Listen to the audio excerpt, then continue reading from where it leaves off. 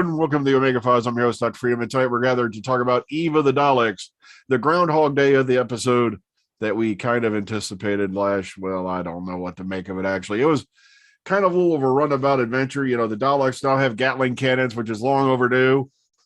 I'm not kidding. You know, it's like, let's get off this single shot energy reel beam crap. Let's move it up. Let's get Call of Duty on these guys. Come on. I want to see Gatling cannons. I want to see mortars. I want to see special weapon Daleks again. But it ain't going to happen. But okay. All right. So I don't know what to make of this one. It's a countdown / time loop / kind of love story / guy who don't know when to throw shit away story. So I had to throw that in, but I want to hear what you guys got to say. We're going to start at the bottom with William. William, what do you think of Eve of the Daleks? Hey now, Happy New Year, everybody, and for those who care, happy birthday, Elvis. It's an unusual episode. You say it was a Groundhog Day ish, which was unusual because I was perplexed. Like, well, they finally bumped up the Doctor early enough for we can find out what the next one is in the spring, and of course the time to get going on and on and on, and of course this was an effect of the TARDIS healing, so to speak, from his shenanigans that happened last season. So that explains that. But it was unusual that you see. Yeah, you mentioned that the Daleks had these to counter the Doctor Sonic from interfering with his gun. But what's unusual is that when you see it shooting, it doesn't have an effective range as a one shooter, because you can see a one shooter shoot far away and it still be destructive, while these spinnerets, spin around. It has a short range of effectiveness. Of course, when it's running in front of you and it hits you, you're done for. So maybe they could work their way to have a better effective range in future appearances. And as we always say, this is a new year, and this is an obligatory appearance of the Daleks, thanks to the BBC signing with the the estate of Perry Nation. So that's what we knew they were going to appear in one of these three final stories. Of course, as you said, it was when you say a build-up of a relationship between the two,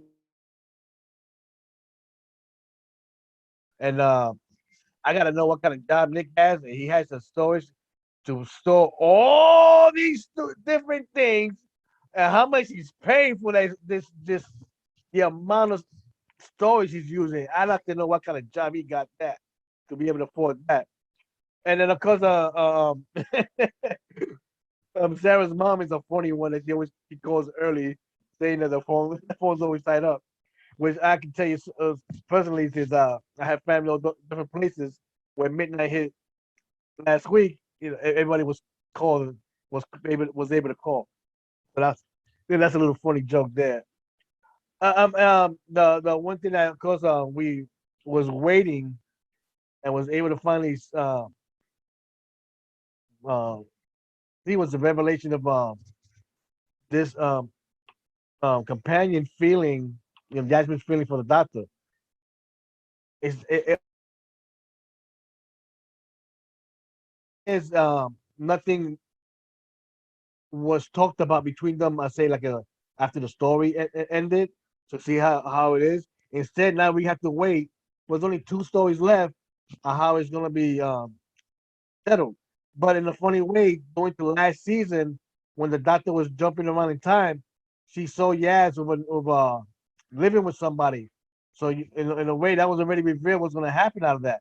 They're not going to be together, it has I don't understand what's going on, because in the when we grew up watching the Doctor, yes, we have seen Doctors sort of having affectionate feelings for somebody. He even started off with Hartnell, all the way to how McGann acted when he remembered who he was, and of course in Big Finish, the revelation of him and Charlie, and of course in books, the reveal of the Eighth Doctor having a relationship with Benny out of a celebration. So turn of Doctor Who, you had Eccleston and Tennant like that, and with Rose and all this nonsense. But it was funny what's funny when I was talking with Freedom a few days ago, and I was saying I got a funny feeling when the doctor regenerates. I don't know if he's aware of it. He must give up a certain pheromone that attracts a lot of people towards him, or to the doctor, whether it's a man or woman. Because if you know, after the doctor regenerates, he has anybody around him shows him very much respect and consideration. Now, does that mean that person is in love with the doctor romantically? Not really, but sometimes it has built up that you have seen certain companions or even just friends show that much love towards the doctor. Maybe that's an effect from it. We don't know. It never been revealed or anything like that. I just thought of that not so long ago. But the thing is, because of it being just two more episodes left, this sort of relationship is not going to go nowhere. It doesn't sit down and think about the companions around him and how they feel towards him. Because the only one the only one I remember that he sat down and talked to was Charlie in Big Finish. When they were alone in the other parallel universe, they talked to each other, they talked it out, and they still remain friends. And that's not a bad thing that they gotta keep. They need to do this in the TV episodes because I don't think a lot of people who watch it are gonna be satisfied with the doctor having a relationship with anybody, whether the doctor's a man or woman, due to the fact that the doctor it lives a long time, and these people does not age slowly; they age normally and will pass on. I mean, we all saw that in the movie Highlander, so how that was. This is not a bad episode, and I'm looking forward to the one with the sea doubles. I'm glad the way they look like from the third Doctor era, and of course, form and the clock keeps shortening. We jump into that later, but this is my introduction. Here you go. I know it's kind of a weird way, though. It's like, sure, companions are drawn to the doctor after he regenerates and all that, except for Perry, who just got strangled. But okay, okay, AJ, you're up next. Well, you gotta say that's an effect from that poison he had in him. So That could be. Hi there. So, yeah, actually, I quite enjoyed this story for the story itself. The side characters were brilliant. I like the whole idea of the TARDIS secretly helping the Doctor and the companions and the side people not to die every time in the degrading time loop. The Daleks are actual Daleks. They're actually shooting and killing people and not making jokes. It's awesome. I mean, this is probably one of the better written Dalek episodes. It's amazingly funny and hilarious. Nick, the guy that she eventually falls for, he's kind of weird and aloof, which is pretty much any Doctor Who fan nowadays. And and the fact that the revelation is he goes there every New Year's Eve for her. That's the reason why. That in the back of his mind, he was, I'm putting this stuff in there for ex-girlfriends. No, he was going to see her. So he was doing the whole puppy love stalker creepy thing, which I did to my wife, and she's my wife now, so that's cool. But yes, there's more about this, like a few plot holes here and there that I'll mention. Like whoever wrote this, they obviously don't know about modern technology. But yeah, I'll mention that when I get into it. I was just sitting here thinking, there's a lot of other sci-fi series that always go down the Groundhog Day route. It's like, it's just, the one that just shot into my head as we were sitting here talking was Stargate, when it was Teal'c and O'Neill were trapped in this time loop and all the zany stuff they did and all that, because and also the stuff that he was doing because he knew he could get away with it because he knew it was going to get reset in the next loop. So also you had like Star Trek Next Generation do this at least once I can remember off the top of my head. So it's not an unusual format for them to adopt for a story. I do like the route they did take with it and all that, where it's slowly counting down to the point you've only got so much time per loop, and then they set this plan to try to get out of it. So I got to give them that. But okay, DWC, it's your turn. I want to hear what you had to say about it. Certainly have a different opinion to AJ with regards to the new characters, but nonetheless, I do apologize. I didn't really have time to rehearse this after I wrote it. The Daleks are back. Seems like it happens every New Year's Day. And this time, after unit, and now armed with a multi-barrel death ray. The Daleks are back. Seems like it happens every New Year's Day. And this time, the Doctor and her companions are stuck in a time loop. An idea surprisingly not explored in Doctor Who before, with the exception maybe of Meglos. And a good way of writing a story to make suspense and tension by killing your characters off multiple times. In fact, Jodie was exterminated 8 times, beating David Tennant and Matt Smith's joint record of 1. Wow, the Daleks are so evil, even they don't like that the Doctor is a woman. Also, Dan seems to have worked out to avoid being exterminated, you have to get really close to a Dalek. The Daleks are back. Seems like it happens every New Year's Day. And alas, while the story is fine, it's let down by its new characters, in the form of Nick, who is so creepy that even the episode had to bring it up. If the idea was to make him endearing, it didn't work. It comes across as abrasive and distrusting of everyone, even jumping to blame the Doctor for the first Dalek. And while that allowed her to deliver some harsh truths to Nick, that did cause him to jump in front of a Dalek. In other words, Sarah made Nick commit suicide. The Daleks are back. Seems like it happens every New Year's Day. And with Chris Chibnall has once again brought back a concept I thought and was happy he'd done away with. The companion falling in love with the Doctor. An idea which I personally have never liked, as the show then becomes much about the companion and not the adventure. Maybe it's to make up for how little character development she had originally, who knows. The Daleks are back. Seems like it happens every New Year's Day. And as the story unit blows up with more explosives than the Doctor saw when Guy Fawkes tried to blow up Parliament, one man was there to witness. The Daleks are back. Seems like it happens every New Year's Day. I know. I was just thinking Christmas wouldn't be Christmas without your plum pudding. Anyone who remembers that one from the chimes of midnight, if you're a big Finnish listener, yeah.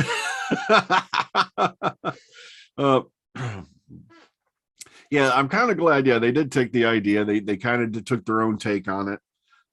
Like I said, it's about time. Yeah, the Dalek weaponry was upgraded. I like the idea of the multi-barrel cannon. I really enjoyed that because it's been a long time. Like last, you've seen customized fan Daleks that I wish to God they'd have on the screen, and also you've had the special weapons Dalek, which you haven't seen since. Well, in all the assholum of the Daleks, where they're just used as background stage props, to stand there and look pretty in the background, and that was about it.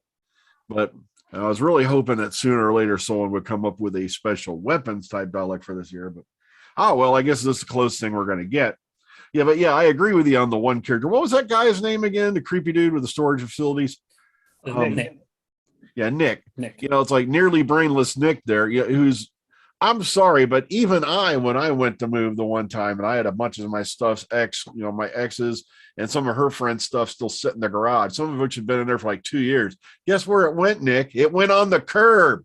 Hello, this is Dr. Freedom. Please don't forget to subscribe and give us a thumbs up. Also, don't forget to click on the little bell icon. That way you'll be notified when the latest news videos go up. And I didn't pay money. It's like, I'm sorry, but if you've kept that much stuff, now listen, come here, Nick. Listen to Dr. Freedom. I know you're not really out there because you're a fictional character. Come here. Take all that crap, put it all into one unit, and open a flea market. At least make some money back off it. I'm not kidding. With all the novelty items and crap you got there, you could probably make a little bit of your money back. Have a dollar sale or something, for crying out loud. But that's just me. Okay, so any other points, any other favorite parts anybody want to bring up? I'd like to know what was the rate, how much they were charging Nick for that storage unit. Considering he had that room full of food, and then that's some of the spy for more than 3 years, man. Like, what the bloody hell are you keeping it then? I know. It's like some of them storage units are really cheap, and then there's other ones that are like, you can get yourself a decent apartment for what they're charging. But I can understand if you were saying, yeah, that's because we can't afford the electrical storage unit that you see the newer ones having. Yeah. They had the old style, but I'm like, It doesn't make a difference. This guy has a lot of storage unit being used up, man, with a lot of junk. Yeah, because you can get the environmentally controlled ones now, so you can store certain things in there, and it's supposed to keep them, in somewhat good condition and all that, rather than take your chances with the elements. Okay, DWC, you got your hand up. Go ahead, hop on in. Yeah, 2 points to start off with. I mean, there was one point about when Nick was supposed to die. I mean, Sarah points out he dies at 5 to 12, and makes a whole thing about if we go into another loop, then he'll probably dead or something like that. Which, yeah, makes sense. So why the hell was he still alive when they kept doing the loops? In fact, I'm not sure many of these characters were in the same positions they were supposed to be in when they died. And on top of that, Daleks are super intelligent and clever. Got that. So why did they only blast the power off once? Only in one loop. Then in the other loops, they didn't do it again. And that would have made a lot of sense. That was a very good idea, and you didn't do it again. That was a good idea. I can admit. Why didn't they do that again? At least they gave them, an element of thought that time, because for a while there, it just seemed like the Daleks were total doofuses, and it's like, but one thing I got to give, the Chibs credit for, he has done a better job with the Daleks in some cases than previous eras. He's made them seriously threatening. He's made them, in somewhat intelligent, to the point they're not falling for really dumb tropes, except for, of course, the bit with Dan, where all he had to do is keep right in front of that dude's, gun to keep from getting shot. But once again, it's like, whose fault is that? Davros, you need to go back to the drawing board. It's been how many thousands of years, for crying out loud, and it's obvious this design is just not, well done. Go with the T-800 route. At least, you have a chance if they look like Arnold. Well, I mean, sorry, but wait a minute, I went off into another galaxy there. But it's at least, I got to give him that. He had them doing some different things we didn't expect, other than just getting their butts trounced with, totally stupid ideas. But it's like, come on, it's like, how many times do they have to use your eye stalk as a hat rack, Davros, before you figured out that the eye stalk is not a good idea? Okay, get rid of it. Get it out of there. There was actually another bit, just while I'm on the topic of stupid ideas. Again, an element of stupidity, technically, from the Daleks. There was a moment where the Doctor finds all these gas canisters that Jeff left, and they're being shot by the Dalek. Not one of those beams hit the gas canister. How does that happen? Yeah, it's another thing. Work on marksmanship with them, Davros. Come on, it's like, it's brilliant that you gave them a gun, but if they can't hit anything with it, what's the point? Oh God, I'm talking to fictional characters again. Oh goodness. You know what's unusual? That the Daleks was after the Doctor because they blamed the Doctor for the destruction of the Daleks from the last season. And when the Doctor was saying, that wasn't me, that was the Suntarans. And it was funny, the Doctor has proof of it, and all they had to do was, with the Sonics, send that proof to one of the Daleks to download it, and it's confirmed that it was Suntarans. They get their butt out of there and go chase them, those potato heads. But okay, didn't they disable her sonic or something like that at the beginning or something? Because so I don't think she could have. Besides, you got to remember the Daleks wouldn't listen to anything he or she or whatever our incarnation the Doctor says anyway. You remember, they're the supreme being. They know everything. You're just that insect they want to wipe out. Sure, you're the insect that's been kicking their butt since the 60s, but yeah. I'd like to know what was it that made them we saw the storage facility blow up.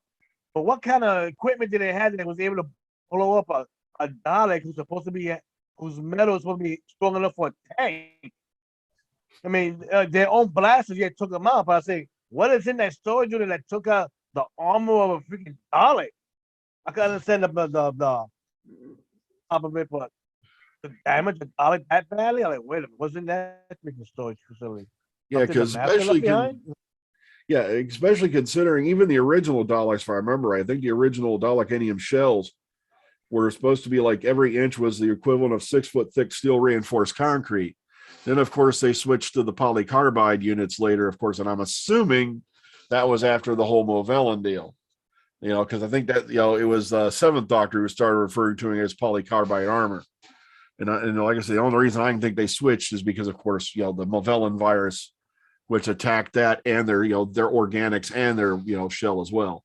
All right, but AJ, you got your hand up. Go ahead and hop on in here. Yeah, towards the beginning of the episode where Sarah goes, her mute button on her phone was broken. That makes no sense. Go into the settings and set it manually to mute or turn the notifications off. Who wrote this story? Was it an Apple or a Samsung? I didn't look.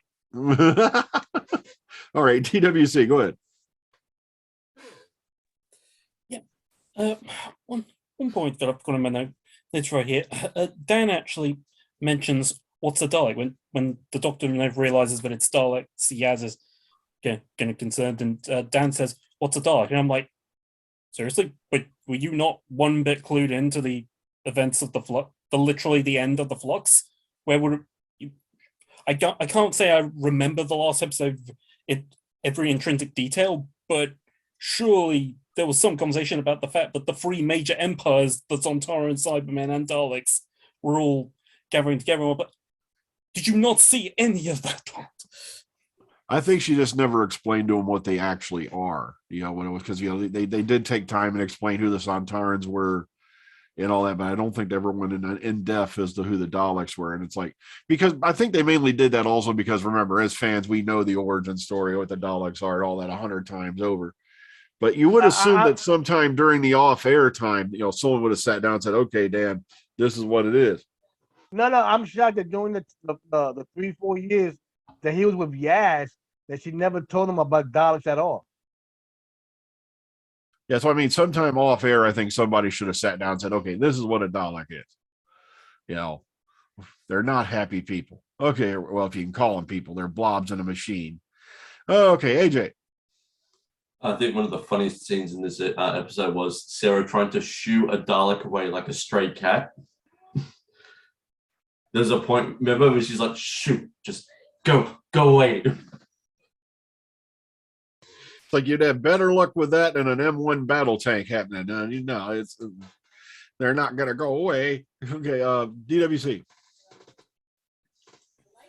On the topic of humor, I thought it was probably just a thing to point out that when they first exit the TARDIS and they realize they're not on that beach of whatever it was, somebody even noticed that when the Doctor says Manchester, Yaz was, and then Dan is like, of all places. That's absolutely very much a cultural thing over here, as Liverpudlians and Manx just don't really get along, which is why he also said Manx on New Year's Day. It wasn't in Dundee. What the hell?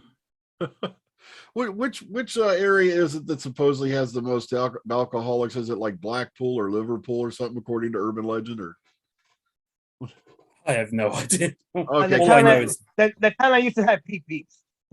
Yeah, I can't remember if it was Blackpool or Liverpool. Like I said, I get my pools mixed up because you got Tom Baker from Liverpool, and of course the character of Lucy Miller came from Blackpool. So I got all the pools all mixed up in my head. It's like, just don't pee in the pool, kids. Okay, next. All I know is Manx and Liverpudlians hate each other. Yeah. I'm glad that Yaz asked Dan, say, hey, are all these exes of yours still alive? But I was saying to myself, don't tell me this dude is a serial killer, man. That'd be weird, man. I said, boy, that's his trophy room, so to speak. Yeah, I was nervous, man. It's not a serial killer, man. Yeah, is there going to be a storage unit where the actual, remains are stored? Yeah, the exes. What the hell? It's kind of like, in that scene in the one Addams Family movie, Uncle Knick-Knack's summer wardrobe, Uncle Knick-Knack's winter wardrobe, Uncle Knick-Knack. Like, wait a minute. Oh, okay, DWC, go ahead and hop on in and get your hand up. Yep.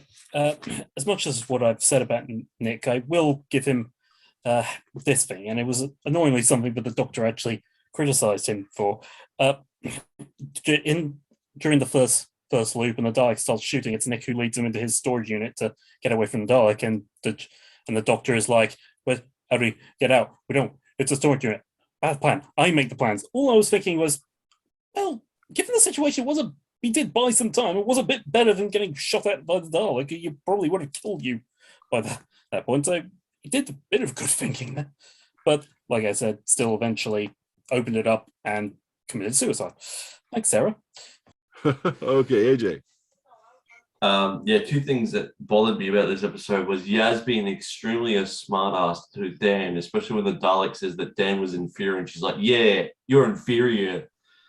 And also the other thing towards the end, I think it was like the second last loop before they foiled the Daleks. The doctor is mentioning her plan, and she mentions it right in front of the Daleks. Out. Why? Yeah. She wanted to think. She wanted to think they were in one room, and then they turned out to be in another room. So that's why she used that phone to have that mom voice show up, and the Daleks thought that they were all behind that junk that was there. All I know is this, Nick. Remember, if you're listening, I know you're an imaginary character, which means you're probably not, but listen, it's called a flea market or AKA car boot sale, whatever you call it over there. Get some of your money back, man, and get a life and get rid of some of that crap. Okay. Well, he got money, man. When that warehouse blew out, the insurance that he made out of that, man, that's when it went up. That's when him and that lady went on vacation. All that insurance money. Wouldn't that be some crappy if he had all that stuff insured? You're like, aha, I got back on them women after all, didn't you? I can see that now. He's being investigated for arson now. You lit a match, didn't you, to make back your money? What? Well, it was an interesting episode. I think we're come to time where we're going to sit down and rate it. Oh, heck, let's start at the top. We'll work our way back down. This time, DWC out of 10. How do you rate Eve of the Daleks? Mostly rated a 5 because I like the story, but not great with the characters. Okay, AJ? I'm going to go for a 6.5. Good story. The side characters are good. Daleks for Daleks. It's just the Doctor and Yaz were kind of annoying. All right. William? I'm going to have to agree with AJ, give it a 6.5. What's funny that we knew this was one of the 3 specials. They could have added a little more time to it to have the Yaz Doctor talking to each other moment instead of trying to extend it to the next 2 stories. And I don't know who, of course, we know who the next showrunner is going to be. Cut down on using the Daleks. I don't because the way because you keep claiming you're not under any obligation. You need to prove it to me right now. If I see another Dalek showing up in next year too, you are totally obligated to have them appear every year. So, I mean, I don't hate them, but there's certain things that need to be not to be shown so many times. I can see that now. Rusty, come here. We're going to have a little talk. Let's sit down. Hasn't the Terry Nation estate made enough money? Do we really have to have them back again? Because, call me old school, but I remember back in the day, even when I was watching, I didn't see the episode firsthand, of course. I saw them on PBS. But even then, I remember it was years sometimes where you saw the Daleks again in episodes. And it's like, yet now we have them every year. It's like it's just getting monotonous. I don't, unless you do something really, really, really stupendous with them. It's going to really turn them on their heads. At this point, I agree with Liam. We need to rest them for a little while. Give them a couple of years off. It ain't going to hurt nothing. It's like Terry Nation's still going to, please forgive me for sounding insensitive. He's still going to be dead, and they're still going to be collecting money off of the residuals anyway. Give them a break. Okay, so me personally, I don't know. I was going to be extremely generous this time, but I think I'm going to agree with you. I can't give this thing more than a 6.5. It just, as much as I like the characters, the situation, yeah, but the problem is, like I said, it's been done before. And as I've told you, several major science fiction series always go back to the Groundhog Day thing sooner or later with a time loop. And it's like, while they did do something original with it, kind of sort of where they had it counting down, like I said, it just didn't work for me. Like I said, it was entertaining. The characters were good, but just didn't work for me in a way. And you know what's unusual? We know that when we seen in Doctor Who, people die, and nobody makes fun of it, but they shocked to see, even if somebody they don't know, it's sad to see somebody die. But in this episode, they made it as a joke. Oh, we're gonna come back when we get killed. Like, are you kidding me? I mean, what happened if another Dalek? But we find out it's more than one Dalek. Finds the TARDIS and blows it up. That means you're not gonna come back. So you making fun of that? Oh, we get killed. We gotta learn from this mistake, and you keep doing it. I say, are you kidding me? You gotta do your best. Don't try to die. Period. You don't know it's gonna be permanent. And then the funny is the way they talked about it like it was a joke. I said, man, you gotta straighten that out. Yeah, maybe that's what it was, because it kind of reminded me of the Moffat era where, Rory and Amy, for some reason kept getting killed over and over again for various reasons. And it's like they've been resurrected more times than Jesus, for crying out loud. It's just, literally resurrected more times than Jesus. And, maybe I just got sick of that whole concept. Okay, AJ. This story actually isn't as original as you think. Is a movie. Have you ever seen it called Happy Death Day? Oh yeah, it's about a girl that get killed off on her birthday, and she didn't realize that it was her own roommate that was killing her in the first place. And Yeah, what's funny, they made a sequel to that movie too. Yep. But the thing is, there's a sort of countdown in that movie too. Every time she dies and comes back, she still sort of suffers the scars from the previous death. So it's like it's slowly killing her as she goes. She's got a countdown, so it's sort of similar. Okay. Well, folks, all I can say is until Easter, I guess we'll be sitting here, either that, or maybe we'll pop up something else. We got Book of Boba Fett running around. Maybe we'll go over that. So until then, till next time we see y'all, have a good one. Take care. And remember, COVID is out there. I ought to know, because that's what I got for Christmas this year. And his 2 front teeth. Oh, and it wasn't fun. It was not a stocking full of joy. It's a lung filled with phlegm. Oh, good night, everybody. Oh, I hit the wrong button. Okay.